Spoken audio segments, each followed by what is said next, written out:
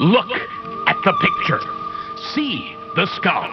Visible Frankenstein controls. The Brain Thoughts broadcasting radio. The Frankenstein earphone radio. The latest new skull reforming to contain all Frankenstein controls.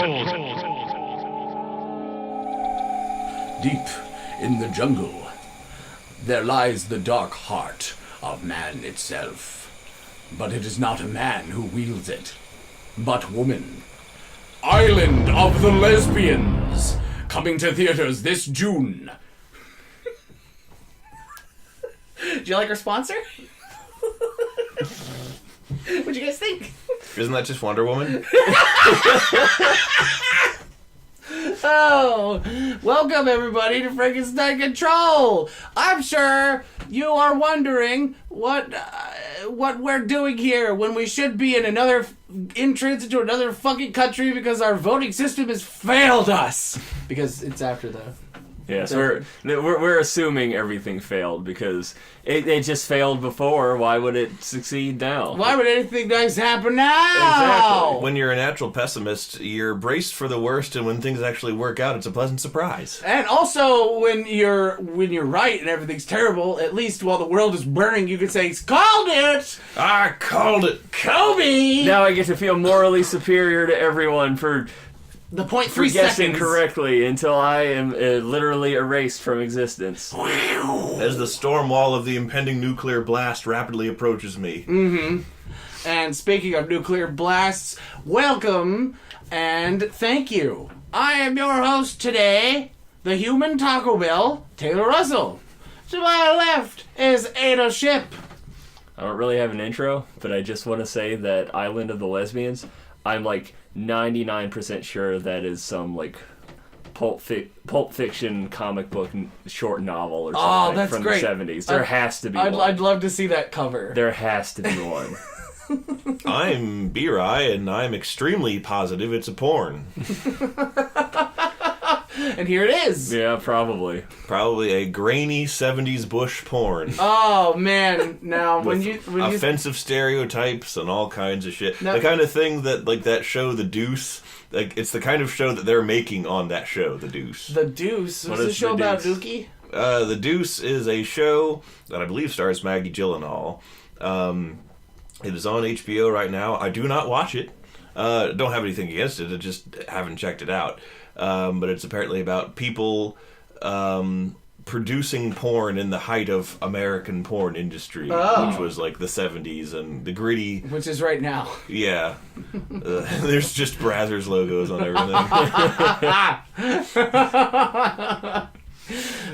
Has anybody ever like done like a Banksy-esque guerrilla art campaign where they get giant big stickers of the Brazzers logo and like slap it on like billboards and shit Oh my god, that'd be funny. to instantly turn them into porno? Because you could do that with screenshots of things all the time. You see any kind of strange screenshot that is even the slightest bit out of context, if you slap the Brazzers logo on it, it instantly becomes porn. It's really funny. To me, at least. I think that'd be a great... Banksy, you listening? Instead of making them paintings what blow up once they're sold. Which is a great idea, and I love it. What is this? Banksy was auctioning some paintings he made. Uh-huh. And when somebody bought it, it was rigged to explode. It's self-destructed. So like, After the person paid like $12 million for it or something. they're like, sold for $12 million. They hit the gavel and it's like, bang. An abrupt puff of smoke. Like a silent movie effect. And honestly, I'm not really a huge fan of Banksy that much, but that is golden. That's anything that involves something instantly exploding and being ruined after being given so much value is really funny. Yeah. It's really funny. And have I ever told you guys about Wanksy? I think this was a year. That sounds familiar, but This was a year or two back where this guy, I don't know if they caught him or not, but he grew infamous in Britain for running nude into primary schools, yelling, "I'm Wanksy!" That's the Louis C.K. Flashing story. people. We'll talk about that later. Whoa, topical. Testicle. No, Wanksy is this guy who was sick of all the potholes in his municipal area. This is coming back to me. So what he would do is, under cover of darkness, he would spray paint giant dicks around the potholes. Yeah. So that there was no choice but for civic people to pay attention to the pothole and get rid of it. Yeah.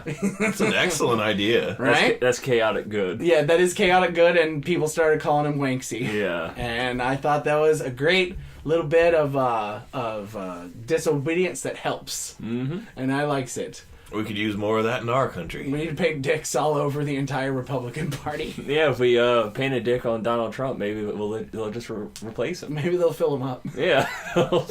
Fill him up with tar. I mean, what? What kind of seditious podcast is this? The Secret Service? Oh, they're knocking on the door. Well, oh, it's just Papa John's Pizza. Oh, I'm sorry. Delivered by Papa John himself. This is what he's been reduced to now. No, they took the asterisk off. It's no longer his pizza. It's just Papa John's Pizza. Like, there are many... No, I'm serious. They took the asterisk. Papa Toilet's Pizza. They took the asterisk off between the N and the S on John's and Papa John's The Pizza. asterisk? Apostrophe. Apostrophe. No, the exclamation point.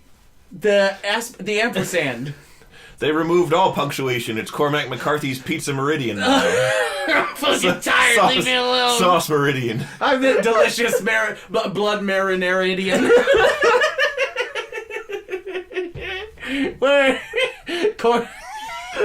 Made by Crust Mac McCarthy. What's it? And before sauce, stuffed crust waited. Before cheese, crust waited. Delicious. The perfect food awaiting its perfect ingredient. Oh, Blood Marinara Ridian, you are a bestseller. New York Times gives it 5 stars.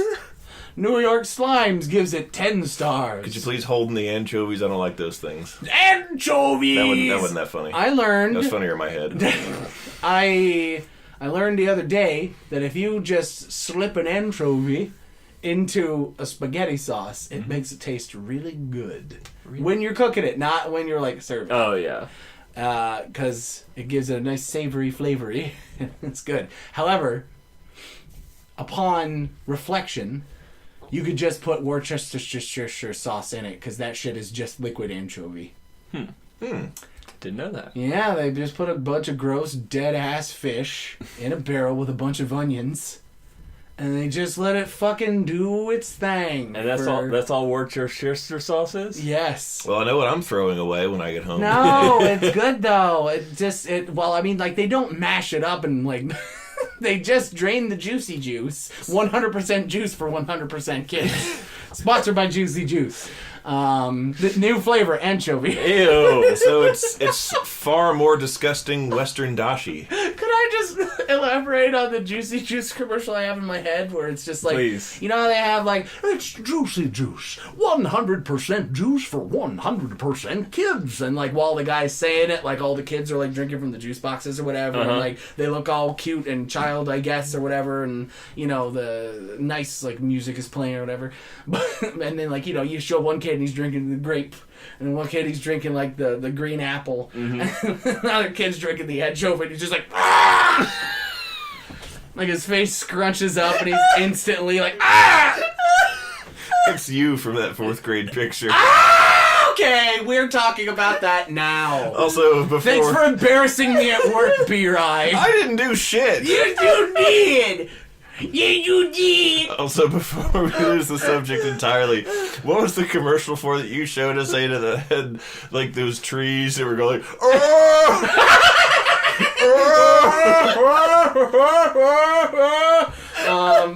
fuck, what were Give me a second. There's some old commercial from childhood. I think I still have it up. It's like Flump Whoppin' Fruit or some shit. It was some kind of commercial for some manner of child fruit snack or drink. These kids are on the search for the ultimate silly snack. And the kids are in some sort of whimsical Willy Wonka factory type thing where... Well, they're in a forest. They're walking through the forest like that, like every Scandinavian metal video. Yeah. And there's a Grimm's Brothers fairy tale in there somewhere. But inquisitive children were eaten by the trees. Good night, children. That's what you get for asking questions. Sometimes you don't. Sometimes it happens when you don't ask questions. Sometimes people just die. Das Grimmfreund. That's a reality you need to get used to because it will be happening a lot. Oh God. Did you find it? No, I couldn't find it. I have no idea what to look for. Oh, hold on. I can find this. Sun-kissed fun fruits. I've discovered the name. Anyhow, the trees that are supposed to be whimsical living trees in the background of the commercial are laughing, and if you listen for it, you should first stipulate that the faces of these trees are magnificent. They are they're supposed to be like these whimsical fairy tale-esque sort of faces with the chubby cheeks and the the U-shaped mouths and the long pointed noses. They look like a thing from a Shoney's. Yeah, oh my God, they do! They look like if you actually sculpted a 3D version of something from a Shoney's. And the thing of it is that they're very limited in their facial articulation. So when they're trying to laugh, it just looks like someone placidly opening and closing their mouth while chewing a large gum. Yeah. Or something, instead of actual laughing. But these kids are just walking through this forest, and all the fruit are like, whoa! I mean, all the trees are like, whoa! And they're all layering on top of each other like a video game, so it's like getting louder. And it seems like something from a nightmare. A wonderful, wonderful nightmare. The thing is, if you, once you notice that sound, you can pick it out, over the rest of the entire commercial. Yes. Even the parts of the ad that are supposed to actually be selling you the shit that the commercial is for, you can hear the... Sun-kissed fun fruit. Get some good local store today. It's a madhouse. It's perfect. Watch the commercial. Go look it up. You'll find it. So what was this 4th grade photo of you? Somebody at work. We were talking Halloween costumes at work. Oh yeah. And somebody showed a picture of someone, not them, but just from the internet.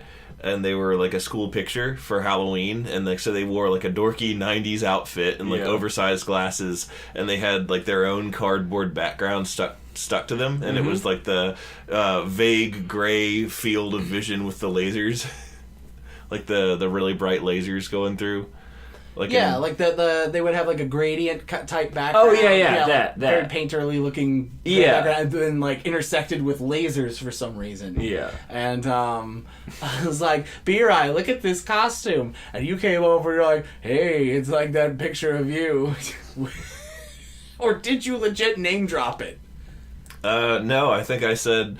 Isn't there a picture of you like that from when you were a kid on Facebook? And then one of our coworkers was like, "Oh my God, I need to see this." And me being the person who can't say no, goes, "Okay, B-Rai, find it on your phone. I got to do this work thing." And then I leave to do the work thing. In the next room, I just hear that coworker going, "Ah!" and laughing because. What I had done was I didn't simply just post that picture on Facebook willy-nilly. What happened Describe the picture, by the way. Okay, so the picture is of 4th grade me with my dorky 90s bowl cut and a Hawaiian shirt. Loud shirt. It's very loud Hawaiian shirt. Loud patterned shirt. And I have these fucking crooked summer teeth, and I'm not wearing my glasses, nor do I have I wasn't born with a beard, contrary to popular belief. You weren't? So I am this beardless child with summer teeth and a shitty 90s bowl cut, and in the background is composed entirely of those lasers. Yeah. I remember I pissed off my mom a lot because picture day was coming up, and I was reviewing the shit with her, the options, what she would what are you gonna get? Are you gonna get pocket size? She's like, that's dumb. I'll just get a frame picture size, and then maybe a couple ones I can send to grandmama's and shit. And so you can choose what background. And she's like, now Taylor, when they let you choose the background, you better fucking choose the plain blue background because the lasers are extra. They cost extra. You better not choose the lasers. And I said, okay, mommy. And then at school, I'm like, I'm totally picking those fucking lasers. And I got in trouble. I told her I did the plain background, but then when the pictures came, she's like, God damn it, Tyler! Where the fuck are these lasers? And it was great. But anyway, that picture sort of fell out of my memory because, I thought, I didn't think anything of it. Well, fast forward to, I guess I'm like 26, maybe 25, I don't know. I forget how old the picture is, but sometime within the last 4 or 5 years. Yeah, I'm over at my grandma's house, just visiting, and I look on the fridge, and what do I see but that picture? I'm like, Oh my God, Grandma, you saved this picture? And she's like, well, yeah, honey. And I'm like, oh man, I'm taking a picture of this. And what I did was I took a picture of it, I put it on Facebook, and I captioned it with the phrase, Pussy Destroyer. 4th grade me is the all-powerful Pussy Destroyer. And I thought it was funny because the absurd nature of calling a 4th grade version of yourself that is really funny to me. Yeah, that didn't spread like wildfire at work. Oh, wait, it did. You had to remind me of it. B-Rye. Yeah. Suddenly people were calling me PD. Oh, boy, I didn't hear that they were calling you that. That's well, mostly one of the coworkers. But not surprising. Yeah, and it's funny though because it threw me for a loop when they called me PD. Because PD also means pupillary distance. Mm-hmm. And so I have to deal with those measurements all the time with your glasses type work. Mm-hmm. And so that's what I thought at first. They're like, PD, like pupillary distance. Why are they calling me? Oh my God, no! What's going on, PD? Ah! I mean, of all things to be called Pussy Destroyer is not the worst. Unless you're a gynecologist. Oh, no! No! It's because of malpractice lawsuits. The Dr. Kevorkian of OBGYNs.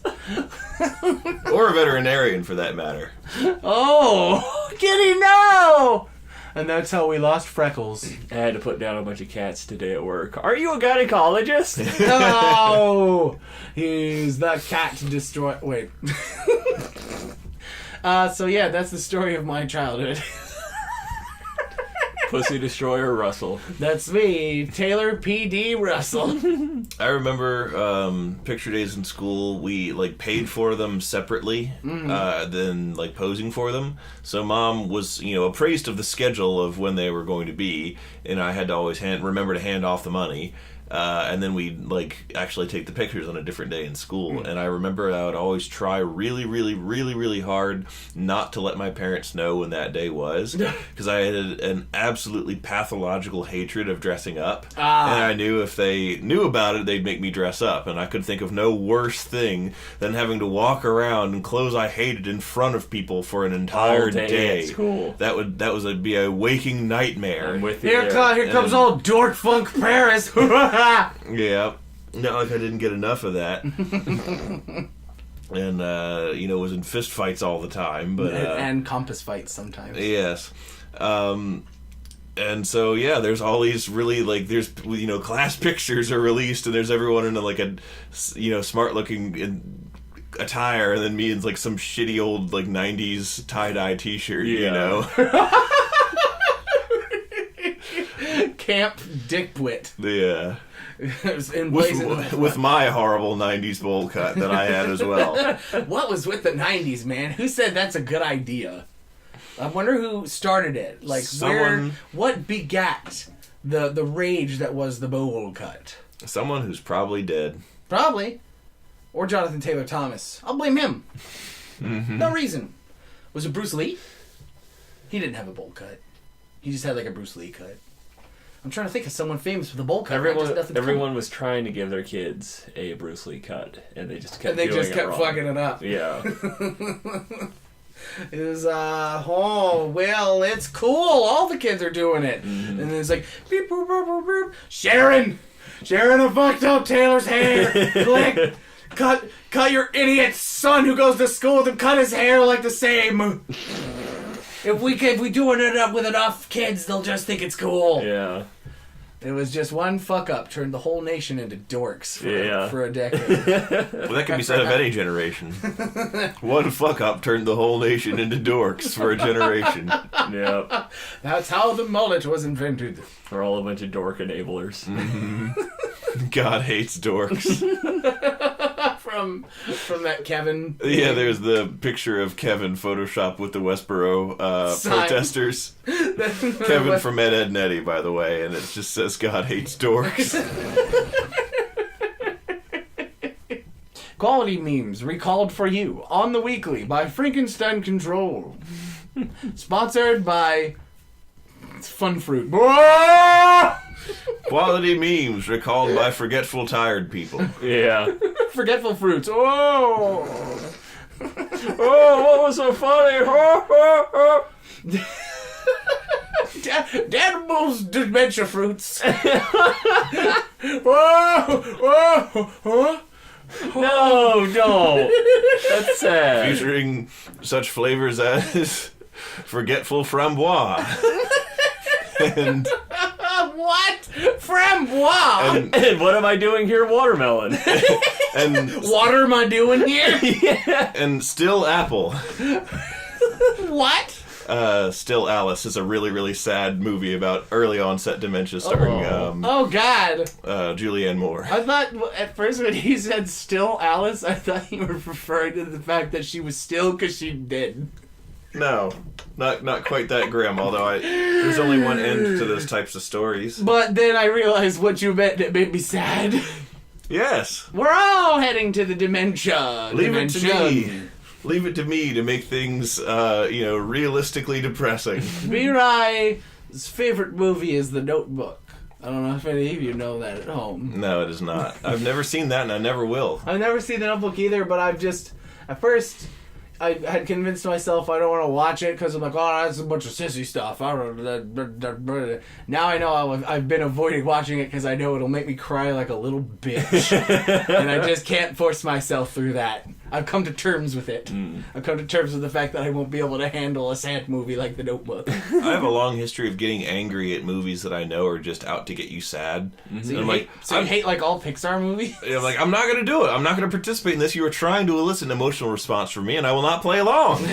And I will not feel things. Well, when those happen, when you get that feeling, it's typically because the movie didn't succeed at endearing you enough to the characters where it doesn't feel earned. Oh, no, I'm such a nihilist that I actively work very hard against my inclinations to feel sad. Like, I do feel the triggers, but I fight them. And I had a mild chiding of my own mother when she's like, in tears from watching The Boy in the Striped Pajamas. I'm like, Mom, it's a movie about children and Nazis that ends one way. Said 9-year-old B-Rye. Mother. Mother. What? Norman Bates. Norman? Norman, yeah, that's actually a movie I've never seen either. Is Psycho? Really? No, I've never seen it. Huh? I've actually, now I think about it, I don't think I've seen any of Hitchcock's movies ever. And I also haven't seen Casablanca. I haven't seen Gone with the Wind. I've seen plenty of shit movies because I'm an idiot. But I haven't seen any of these great films of history. Yeah. Casablanca and Gone with the Wind they're so exhaustively referenced that you get all the references to them without having to watch it. Well, I mean, that's how I've learned about most of the things in my life. I've learned them through pastiche. And it's thanks to a healthy diet of Mystery Science Theater throughout my entirety of my life. Yeah.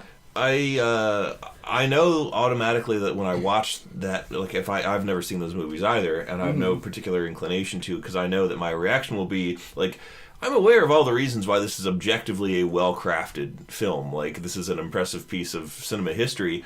Does nothing for me. I am bored as fuck. Kind of like Citizen Kane, which we were talking about a few episodes ago. Which Yeah. I still, despite the shit talking, I do want to see it again. I want to give it another fair shake.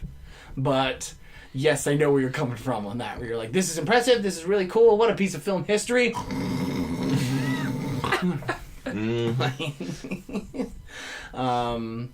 Although I want to see the birds because there's this one thing that I keep hearing about it, which is there's this weird lady in the movie who's like, "Run, children, run!" And she has like this gross, smoky voice, and I want to see that part and have a giggle.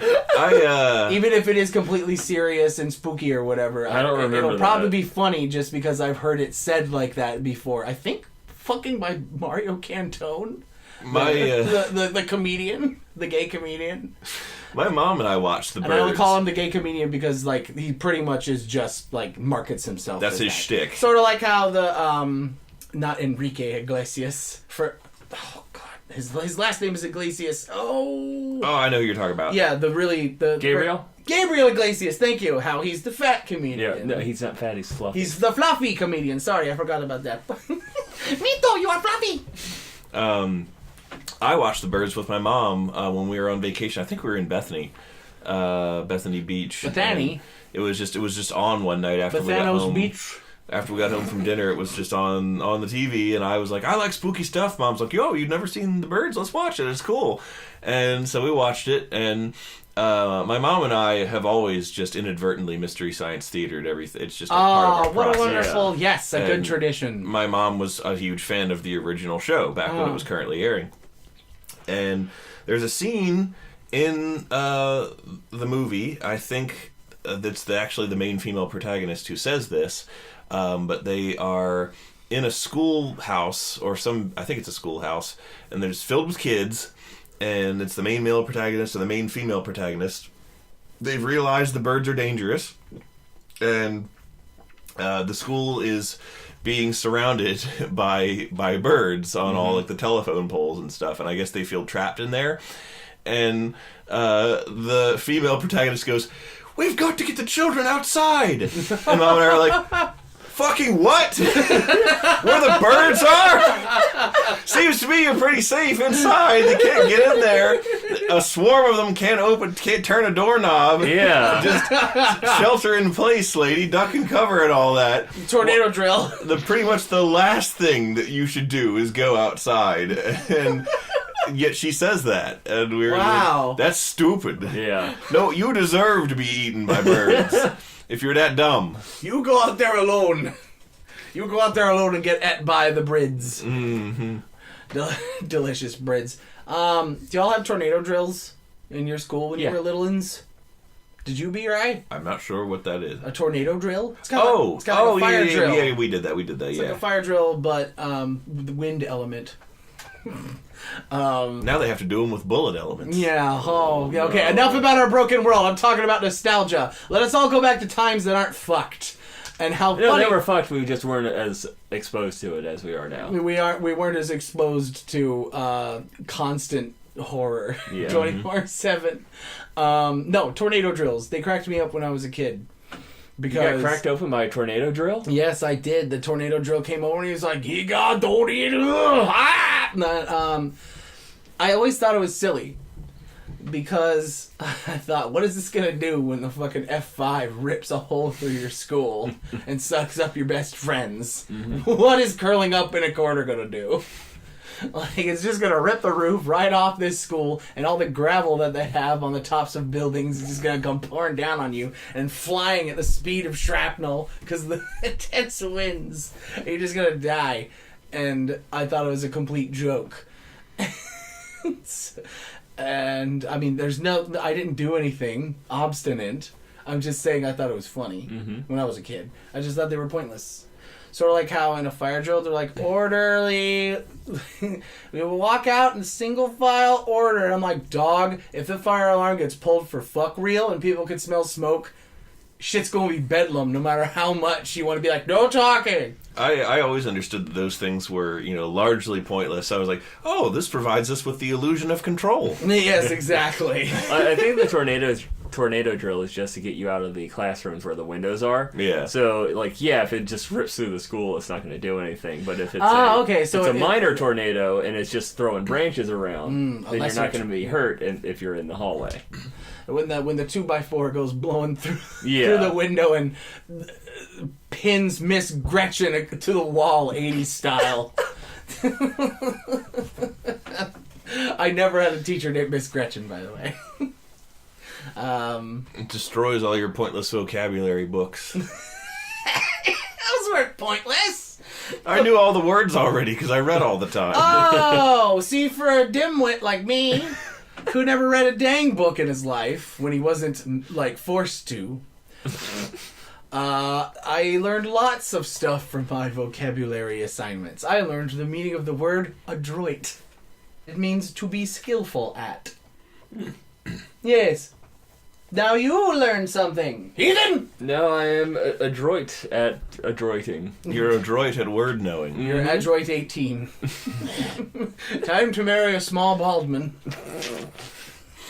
I was half watching, and before people at me with a bunch of corrections here, I was half watching the new season of DBZ Super. Dragon Boil And Super! They got to do another intergalactic martial arts tournament, big surprise. But this time they're fighting with universes of, like, I don't know, other Saiyans and robots and unicorns. And a weird clownman, and so they're like, Winnie the Pooh. Yeah, they're like, we got to put together. Oh, there is a Winnie the Pooh character in there. They're like, we got to put together a team to do this, and it's like the second episode where they're trying to put together their squad to go enter into this tournament, and like Android 18's standing there, and like Krillin's fighting Gohan, and they're like, Gohan and is helping Krillin spar so he can be on the team, and I'm like, Android 18 is right there. Why the fuck aren't you choosing her? Her husband is the last person you should be taking. His signature move is being dead.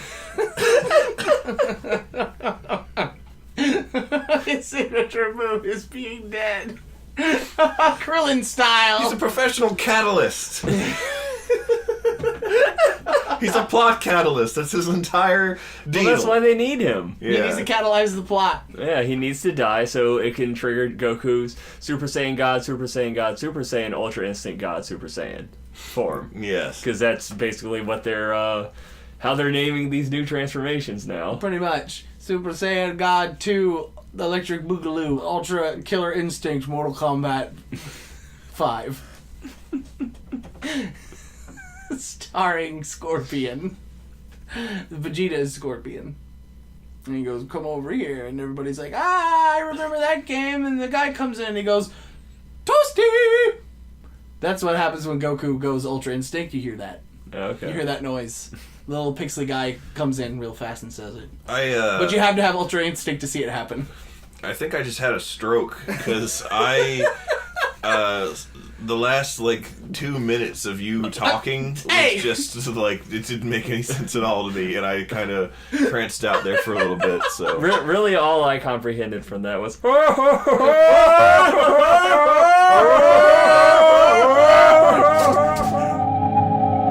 even you know I am a menace. I hand you the secrets to save the entire human race and the entire universe. This episode of Frankenstein Control is brought to you by Fun Fruits.